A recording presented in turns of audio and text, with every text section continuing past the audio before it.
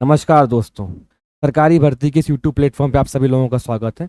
और इस वीडियो में हम चर्चा करने वाले हैं यूपीपीसीएस की जो स्टेट एग्रीकल्चर सर्विसेज हैं उसमें कुछ 268 पोस्ट यानी कि 268 वैकेंसीज आई हैं।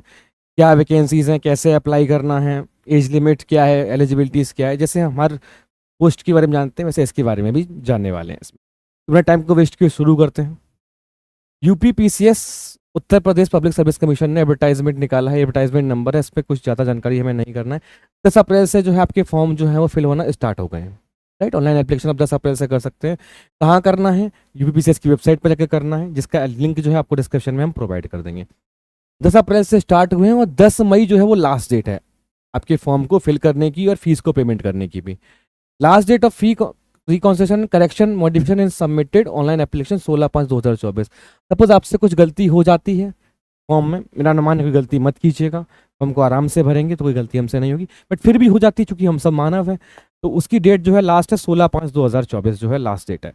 अब इस फॉर्म को भरने की सबसे पहली कंडीशन क्या है कि आपको एक ओटीआर फिल करना होगा अगर आपने अभी तक वन टाइम रजिस्ट्रेशन यूपीपीसीएस की वेबसाइट पर नहीं किया है तो।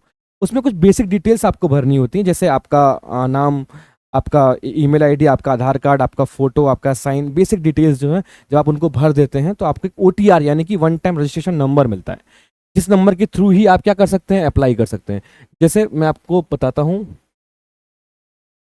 आप जब वेबसाइट पर जाएंगे यूपीपीसीएस की पे तो कुछ इस तरीके से वेबसाइट खुलकर आएगी, जिसकी लिंक हम आपको डिस्क्रिप्शन में दे देंगे। आपको सीधा लिंक दे देंगे यहाँ पर अप्लाई करने की। आप रिक्रूटमेंट पर क्लिक करेंगे, अप्लाई ऑनलाइन पर जाएंगे। अप्लाई ऑनलाइन पर जाने के बाद यहाँ पर आप देखिए लिखा हुआ है एग्रीकल्चरल सर्विसेज एग्जामिनेशन। 10/4 से शुरू है, 10/5 को लास्ट डेट है, 16/5 लास्ट डेट फॉर फीस रिकॉन्सलेशन है ना। ये यूजर इंस्ट्रक्शंस को पढ़ना होगा, आप पढ़ लीजिए, एडवर्टीजमेंट देखना हो तो देख लीजिए। वैसे आपको जरूरत नहीं पड़ेगी, सारी बातें जो है मैं आपको यहाँ पर मैं बता दूंगा लगभग। ठीक है, आप यहाँ पर अप्लाई पर क्लिक करेंगे। अप्लाई पर क्लिक करने के बाद जैसे आप नीचे आएंगे, यहाँ पर आपको ये वैकेंसी के बारे में लिखा हुआ है। ठीक है, गजेटेड पोस्ट है 21, चलो एज लिमिट लिखी, वैकेंसी नंबर, चेक क्वालिफिकेशन चाहे तो चेक कर सकते हैं। बट आप यहाँ पर ऑथेंटिकेट करेंगे ओटीआर से। जैसे आप ऑथेंटिकेट करेंगे तो आप फिर यहाँ से इस पर क्लिक करेंगे, यहाँ पर आएगा have you completed your OTR registration. अगर आप ओटीआर रजिस्ट्रेशन कर चुके हैं तभी आप इसको यस कर सकते हैं। जैसे आप यस करेंगे तो गो करना होगा आपको, फिर यहाँ पर आपको अपना ओटीआर नंबर एंटर करना होगा। आपका वन टाइम रजिस्ट्रेशन नंबर जो आपको ईमेल्स के थ्रू और एसएमएस के थ्रू आपके फ़ोन पर आया होगा। ठीक है, तो ओटीआर कर लीजिए, क्योंकि ओटीआर का लगभग नंबर आने में 72 आवर्स का समय जो है वो लग जाता है, यूजुअली लग जाता है। जैसे ही आप यहाँ पर क्लिक करेंगे आगे फॉर्म को आप फिल कर पाएंगे, आराम से आपका फॉर्म फिल हो जाएगा। कुछ बेसिक डिटेल्स जो है वो आपको भरनी होंगी, आपका फॉर्म फिल हो जाएगा। ठीक है, हम वापस से आ जाते हैं नोटिफिकेशन पर। तो ये है हमारा नोटिफिकेशन, जिसमें हम वापस से आ चुके हैं। अब हम बात करें, जो बेसिक डिटेल है वो आप समझ चुके हैं, जो बेसिक जानकारी है।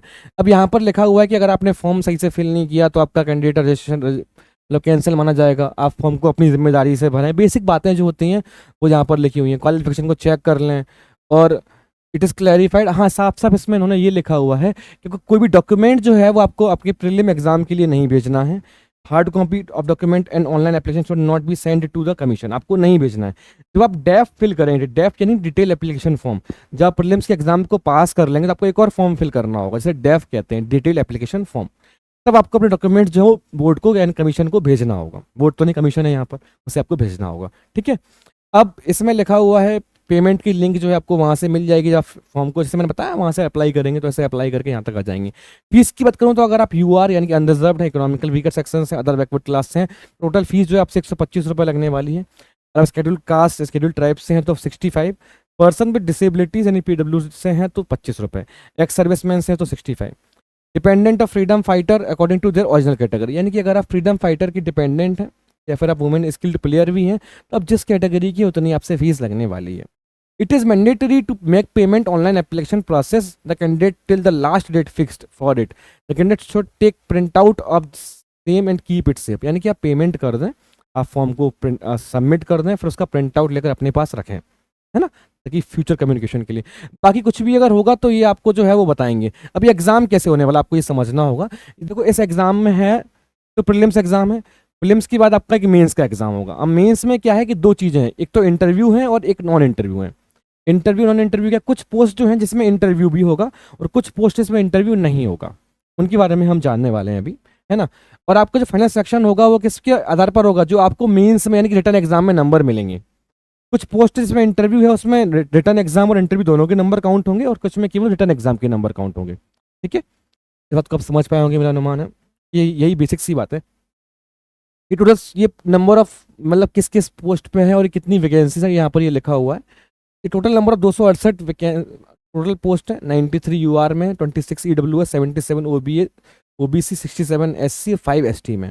राइट, ये पे स्केल लिखा हुआ है कि 7th पे स्केल के हिसाब से आपका ग्रेड पे 4600 ग्रेड पे होगा तो ये सैलरी बनेगी, और आपका जो 5400 ग्रेड पे होगा तो आपकी ये सैलरी बनेगी। तो ये बेसिक सी बात है। हाँ, अब इसको हम जानेंगे यहाँ पर जहाँ पर लिखा हुआ है, जब हम इसकी एलिजिबिलिटी के बारे में जानेंगे तो ये क्या लिखा हुआ है कि आप जो रिजर्वेशन है आपको तभी मिलने वाला, आप SC ST के हैं, आप OBC के हैं, आप EWS के हैं, या फिर आप PW से हैं यानी कि आप फिजिक पर्सन विद डिसेबिलिटी से हैं, या फिर आप क्या हैं डिपेंडेंट ऑन फ्रीडम फाइटर हैं, या फिर स्किल्ड प्लेयर हैं। लेकिन इसके लिए ज़रूरी क्या है कि आपको यूपी का आपके डोमिसाइल होना चाहिए, है ना। आप यूपी के हों, अगर आप यूपी के नहीं हैं तो आप अनरिजर्व्ड में काउंट किए जाएंगे। यूपी के अलावा के लोग भी फॉर्म को फिल कर सकते हैं, वो भी एग्जाम को दे सकते हैं, लेकिन क्या है कि वो अनरिजर्व्ड में काउंट किए जाएंगे। ठीक है, ये बेसिक सी बातें लिखी हुई हैं। अब हम जान लेते हैं कुछ और एलिजिबिलिटीज़ के बारे में जो उन्होंने दिया है। सब कैटेगरीज वही सब बातें हैं कि आपको सर्टिफिकेट बनवाना होगा। In case of women the caste certificate issued from father side only will treat valid, यानी कि अगर आप महिला हैं तो आपके जो कास्ट का सर्टिफिकेट है जो पापा की तरफ का है वही माना जाएगा, है ना। आप अगर सपोज आप अगर शादीशुदा हैं तो आपके जो पति हैं उनका कास्ट सर्टिफिकेट नहीं माना जाएगा, आपके पापा का जो कास्ट सर्टिफिकेट है वही माना जाएगा आपका। ठीक है, एक और बात यहाँ पर लिखी हुई है, it is mandatory for candidate to enclose self attested copy for certificate. अभी तो मेंस के लिए लिखा हुआ है, अभी के लिए नहीं है। हाँ, ये फिर इमरजेंसी ये डिफेंस पर्सन के लिए। हाँ, ये मैरिटल स्टेटस के बारे में लिखा हुआ है, यानी कि ये क्या बात है, इंपॉर्टेंट बात जो है इसमें ये है कि जो मेल कैंडिडेट हैं और जो मैरिड हैं उनकी अगर एक से ज़्यादा वाइफ है तो वो इस फॉर्म को अप्लाई नहीं कर सकते। और जो महिला जिसके पति की एक और बीबी है यानी कि उसकी सौतन भी है अगर, तो वो भी इसको अप्लाई नहीं कर सकती। उन्हें अप्लाई करना है तो उन्हें ऑनरेबल गवर्नर से परमिशन लेनी होगी इस चीज़ के लिए। ठीक है, यानी कि जो भी पुरुष जिसकी 2 पत्नियां हैं वो उसको अप्लाई नहीं कर सकते, और जिस महिला की पति की एक और पत्नी यानी कि उसकी सौतन है वो भी अप्लाई नहीं कर सकती। अप्लाई करने के लिए उन्हें क्या करना होगा, गवर्नर से परमिशन लेनी होगी। ठीक है, साफ साफ उन्होंने इस यहाँ पे लिखा हुआ है। अब बात करते हैं एजुकेशनल क्वालिफिकेशन की। देखो, ये वो पोस्ट हैं, इसमें जो पोस्ट दी हैं वो हैं इसमें रिटर्न एग्जाम और इंटरव्यू दोनों होने वाला है। तो मैंने बताया था कि आप प्रीलिम्स क्वालिफाई करेंगे फिर आपका मेंस होगा। मेंस में रिटर्न एग्जाम है और इंटरव्यू है, और कुछ पोस्ट ऐसी हैं जिसमें इंटरव्यू सरकार ने क्या कि अब बैन कर दिया है कि कुछ पोस्ट में इंटरव्यूज नहीं होंगे, तो उसमें इंटरव्यू नहीं होना है। जैसे आप देखो डिस्ट्रिक्ट हॉर्टिकल्चर ऑफिसर की जो पोस्ट है ग्रुप 2 ग्रेड 1 ऑफिसर बनेंगे आप। BSc, हम एसेंशियल क्वालिफिकेशन पे बात करें। एसेंशियल का मतलब क्या है, ये जरूरी है। प्रेफरेंशियल का मतलब क्या होता है कि ये भी हो तो अच्छी बात है, बट अगर ये है तो आप फॉर्म को फिल कीजिए, आप एग्जाम दीजिए, क्योंकि मेंस के नंबर डिसाइड करेंगे कि आपकी नौकरी लगेगी या नहीं लगेगी, है ना। वो नंबर तो बदल जाते हैं लोगों के, इसका कोई बहुत ज़्यादा रिलेवेंस रह नहीं जाता उसके बाद में। अब BSc एग्रीकल्चर हो, BSc horticulture degree from recognise university, अगर आपके पास में ये डिग्री है या फिर ये है तो अप्लाई कर सकते हैं। BSc एग्रीकल्चर के बारे में उन्होंने कुछ बताया है, उस पर हम चर्चा करेंगे अभी। फिर principal state food science training centre food processing officer के लिए अप्लाई करते हैं। तो BSc विद केमिस्ट्री सब्जेक्ट, या तो आपके पास में केमिस्ट्री हो BSc में, या फिर एग्रीकल्चर हो। इसके साथ साथ आपके पास क्या होना चाहिए, एक post graduate associate course in fruit and vegetable technology from government food processing technology institute से लखनऊ, है ना। लखनऊ का जो इंस्टीट्यूट है वहां से हो, कोई 2 साल का कोर्स आपके पास में, या फिर किसी और इंस्टीट्यूट से हो। अब आपके पास में क्या क्या कंपलसरी है इसमें, या तो आपके पास में BSc हो केमिस्ट्री या फिर एग्रीकल्चर हो, इन दो में से कोई एक चीज। उसके साथ में और क्या चाहिए, या तो आपके पास 2 साल का सर्टिफिकेट, या फिर आपने क्या कर रखा हो MSc इन फूड टेक्नोलॉजी, MSc इन फूड प्रिजर्वेशन, या फिर MSc इन फूड साइंस ये कर रखा हो। प्रेफरेंशियल की हम बहुत बात इसलिए नहीं करेंगे क्योंकि प्रेफरेंशियल है, तो प्रेफरेंस मिलेगा, कुछ खास अंतर उससे नहीं आने वाला है। ठीक है, जब नंबर सेम फंस जाएंगे तब की बात है वो। अब UP agriculture services group 2 grade 2 chemistry branch की post graduate degree in agricultural chemistry, soil science और soil conservation from recognise university by law, यानी कि आपने भारत सरकार की किसी गवर्नमेंट के थ्रू आपने ये डिग्री पोस्ट ग्रेजुएशन कर रखा हो, तभी आप क्या कर सकते हैं, इस पोस्ट के लिए अप्लाई कर सकते हैं। ठीक है, मेरा अनुमान है आप समझ पाए होंगे इस बात को। और अब हम बात करते हैं, देखो UP agriculture services group B grade 2 botany branch, जो बॉटनी ब्रांच में कुछ वैकेंसी, उसमें क्या है, post graduate degree in agriculture botany, या तो आपके पास में क्या हो, एग्रीकल्चर बॉटनी में पीजी हो, यहाँ पे यूजी की बात नहीं हो रही, केवल पीजी की बात हो रही है, या फिर आपके पास में प्लांट ब्रीडिंग विद जेनेटिक्स में आपके पास पीजी हो, या फिर आपके पास में botany with specialization in plant breeding और जेनेटिक्स, या तो आपके पास एग्रीकल्चर बॉटनी हो, या फिर आपके पास में आपने इसमें प्लांट ब्रीडिंग एंड जेनेटिक्स में पीजी कर रखा हो, या फिर आपकी बॉटनी में पीजी तो है लेकिन आपका स्पेशलाइजेशन है वो ये है, ठीक है। और फिर अगर ये भी नहीं है तो आपने क्या है, फॉरेस्ट्री में आपने पीजी कर रखा हो, बस ये इसका क्वालिफिकेशन है। अब मैं बात करता हूँ एग्रीकल्चर सर्विसेज की, तो post graduate degree in agronomy from university, आपने एग्रोनॉमी में क्या कर रखा हो, पोस्ट ग्रेजुएट यानी कि पीजी कर रखा हो, तो आप अप्लाई कर सकते हैं। फिर एग्रीकल्चर सर्विसेज में बात करूँ, पोस्ट ग्रेजुएट डिग्री इन एंटोमोलॉजी और प्लांट पैथोलॉजी और एमएससी बॉटनी। अब देखो, या तो आपके पास में एंटोमोलॉजी में या फिर प्लांट पैथोलॉजी में पोस्ट ग्रेजुएशन की डिग्री हो, या फिर आपने एमएससी बॉटनी कर रखा हो, लेकिन एमएससी बॉटनी के साथ स्पेशलाइजेशन क्या होना चाहिए, आपके पास में प्लांट पैथोलॉजी का स्पेशलाइजेशन होना चाहिए, या फिर आप एमएससी जूलॉजी भी किए हुए हो, या तो ये हो या फिर ये हो या फिर ये हो या फिर ये हो, जूलॉजी भी स्पेशलाइजेशन इन एंटोमोलॉजी, है ना, कुछ भी ये होगा तो आप अप्लाई इस पोस्ट के लिए कर सकते हैं, ठीक है। अब agriculture services group B grade 2 development branch के लिए, इसमें क्या है, bachelor degree in agriculture from recognise university. इसमें देखो एसेंशियल में क्या दिया हुआ है, served in the territorial army for a minimum period of 2 years, यानी कि 2 साल तक आपने क्या किया हो, टेरिटोरियल आर्मी में 2 साल तक काम किया हो, ये एसेंशियल क्वालिफिकेशन, प्रेफर्ड नहीं है, यानी कि जरूरी है, कंपलसरी है ये। Obtained B certificate of national NCC का क्या हो, आपके पास कम से कम बी सर्टिफिकेट होना चाहिए, ठीक है। यहाँ पर उन्होंने बताया हुआ है कि जैसे यहाँ पर ऊपर बीएससी एग्रीकल्चर लिखा हुआ था, वहाँ पर उसकी जगह क्या क्या डिग्री और एलिजिबल है, आपके पास में बीएससी ऑनर्स एग्रीकल्चर हो, आपके पास में बीएससी उद्यान हो, बीएससी ऑनर्स उद्यान हो, है ना, आपके पास में बीएससी फॉरेस्ट्री हो या फिर बीएससी ऑनर्स फॉरेस्ट्री हो, या फिर आपने बीटेक कर रखा हो फॉरेस्ट इंजीनियरिंग में, तब भी वो क्या माना जाएगा, बीएससी एग्रीकल्चर के इक्विवेलेंट माना जाएगा। जैसे यहाँ पर बीएससी एग्रीकल्चर लिखा हुआ है ना, तो इनमें से कोई भी डिग्री है तो आप एलिजिबल हैं, ठीक है, अनुमान आप समझ पाए होंगे। लेकिन साफ साफ इन्होंने कहा है कि अपियरिंग वाले बच्चे जो हैं वही इस फॉर्म को फिल करेंगे, उन्हीं लोगों की नौकरी लग पाएगी, जो लास्ट डेट है इस फॉर्म को फिल करने की, तब उनके पास में जो भी अर्हताएं या जो भी एसेंशियल क्वालिफिकेशन मांगी जा रही है वो उनके पास में होनी चाहिए, चाहे वो एज लिमिट से संबंधित हो या कुछ भी हो। अब ये कुछ वो पोस्ट है मैं बात करता हूँ जिसमें रिटर्न एग्जाम होगा, आपका इंटरव्यू नहीं होगा। Senior technical assistant group A क्या है, post graduate degree in agronomy from recognise university.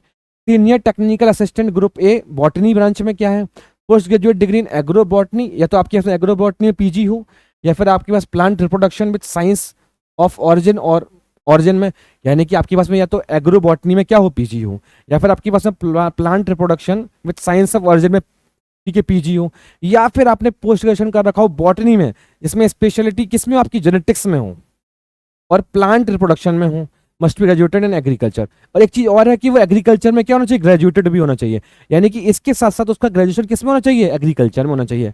Agriculture के साथ साथ किस किस में, ये सब चीजें जो है एग्रीकल्चर मानी जाएंगी, मैंने आप समझ रहे होंगे इस बात को। Senior technical assistant group post graduate degree इन एंटोमोलॉजी और पैथोलॉजी, या तो आपने एंटोमोलॉजी में पीजी कर रखा हो या पैथोलॉजी में कर रखा हो, है ना, और आपने एमएससी कर रखा हो प्लांट साइंस में, स्पेशलाइजेशन इन एंटोमोलॉजी प्लांट पैथोलॉजी, यानी कि आपकी तो डायरेक्टली इसमें पीजी हो या इसमें पीजी हो, और वो नहीं है तो आपने एमएससी प्लांट साइंस कर रखा है, लेकिन आपका स्पेशलाइजेशन क्या होना चाहिए, एंटोमोलॉजी होना चाहिए या फिर प्लांट पैथोलॉजी होना चाहिए, ठीक है, इसेंशियल क्वालिफिकेशन है।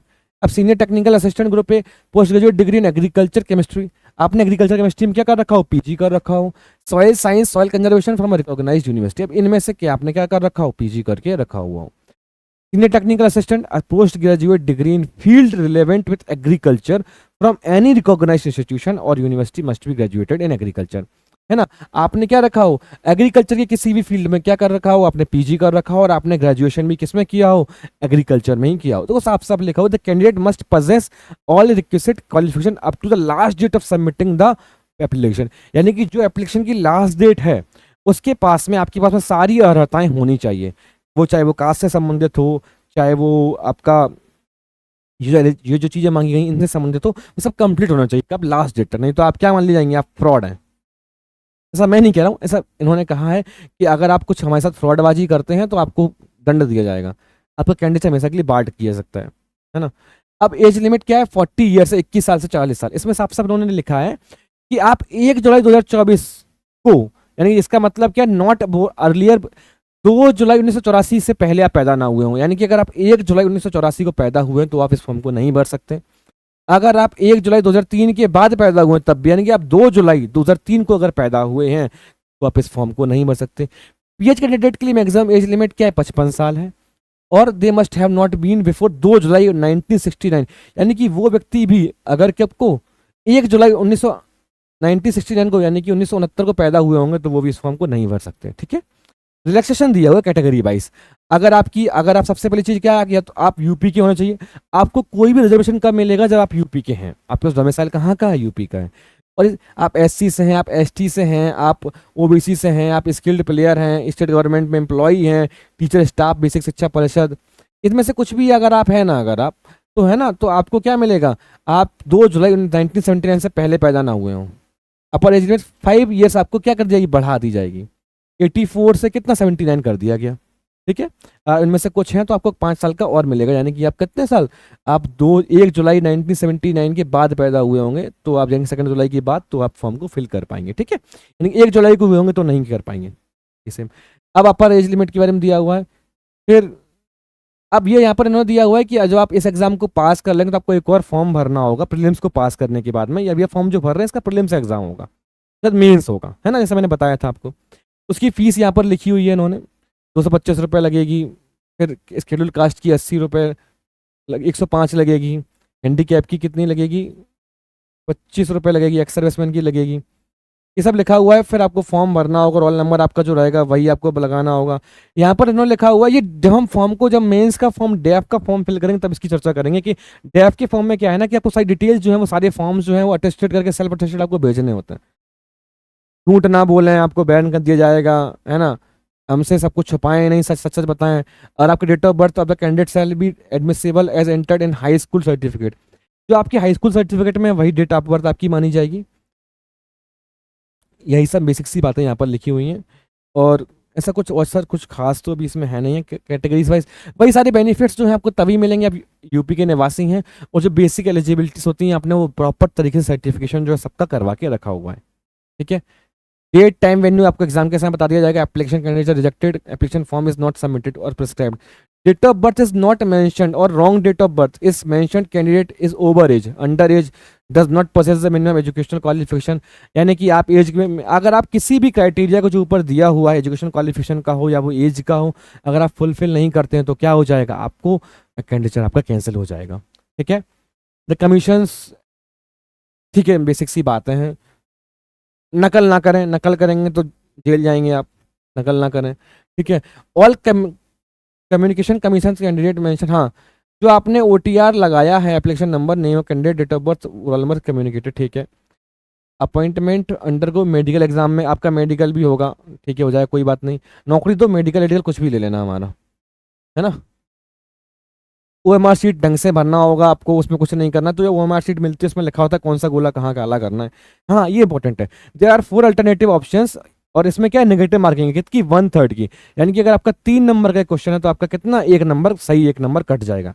ये 1/3 की नेगेटिव मार्किंग है। ठीक है, अब गलत कैसे माना जाएगा, if candidate give more than 1 answer, यानी कि किसी ऑप्शन में आपने एक से ज्यादा आंसर को टिक किया हुआ है, भले ही उसमें सही आंसर को आपने दूसरे को टिक किया होगा, लेकिन वो क्वेश्चन आपका क्या है, गलत माना जाएगा। आप छोड़ देंगे तो कोई नंबर आपका गलत नहीं कटेगा।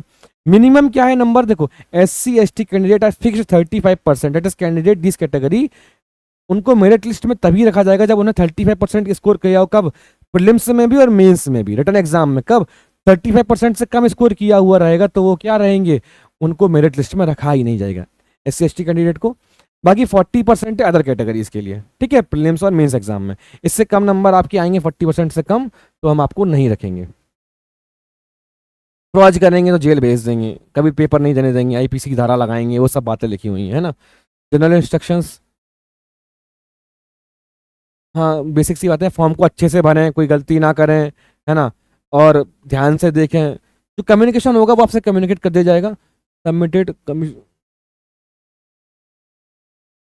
एक से अधिक रजिस्ट्रेशन नहीं मिलेगा, सच कंसेशन विच भी मोर बेनिफिशियल, जो ज़्यादा वैलिड होगा वही मिलेगा, या तो एज का मिलेगा या फिर आपको, जैसे फॉर एग्जांपल आप एज के लिए रिलाई करते हैं किसी में, तो आपको फिर आप उसी कैटेगरी में रहेंगे, आप कैटेगरी जंप नहीं कर पाएंगे। ठीक है,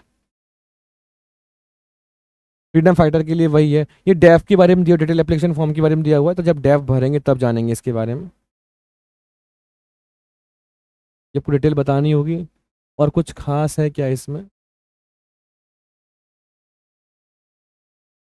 हम्म, जी मार्किंग को लेकर था कि मार्किंग सही होनी चाहिए आपकी। तो मेरा अनुमान है आप बातों को समझ पाए होंगे, ठीक है, कोई दिक्कत कोई कन्फ्यूजन नहीं रहा होगा आपको, है ना, सारी बातें आपको क्लियर हो गई होंगी। तो आप समझ पाए हैं तो हमें कमेंट करके बताइएगा, कुछ डाउट्स हो तो हमसे शेयर कीजिएगा, हम आपके साथ शेयर करेंगे। और इसके नेक्स्ट वीडियो में हम चर्चा करेंगे आपके साथ में इसका सिलेबस क्या है, सिलेबस बेसिकली क्या दिया है उन्होंने, और क्या क्या मार्क्स हैं, और कैसे कैसे कैटेगरीज में एग्जाम होने वाला है। फॉर्म को फिल करें, कोई डाउट्स होता है तो हमसे पूछें। धन्यवाद। जय हिंद, जय भारत।